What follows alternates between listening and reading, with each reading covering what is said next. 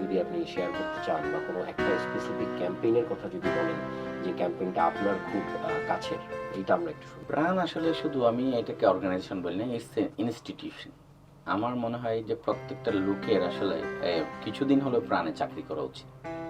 ওখানে আপনার সিস্টেম আছে, ওখানে কালচার আছে, ওখানে কাজ কিভাবে করতে হয়। আপনি কেউ যদি কাজ করতে চায়, ফাঁকি দিতে চায় বা আমি এমনি বড় হয়ে যেতে চাই, তাহলে প্রাণে যেতে হবে। আপনি যদি কাজ করতে চান এবং কাজ শিখতে চান, তাহলে প্রাণে আপনার যথেষ্ট পরিমাণ সুযোগ রয়েছে।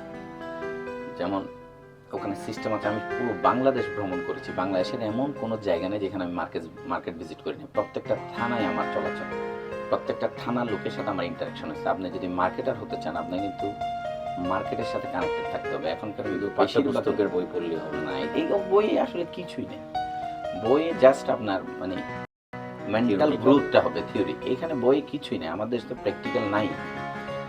সো ওই মার্কেট থেকে আপনি যখন ইন্টারাকশন করবেন, আপনি আপনার কাস্টমারের সাথে, আপনার ডিলার্স, আপনার রিটেলার্স, ওদের সাথে যখন আপনি ইন্টারাক্ট করবেন, আপনি জানতে পারবেন আসলে আপনার ডিমান্ডটা কি, মার্কেটের কী প্রোডাক্টের দরকার। সেই সাথে আপনার ইনপুটগুলো প্রাণ আরএফএল গ্রুপ তারা খুব ভালোভাবেই নেয়। আপনি স্বাধীনভাবে কাজ করা যায়, কাজ করার অনেক সোর্স আছে।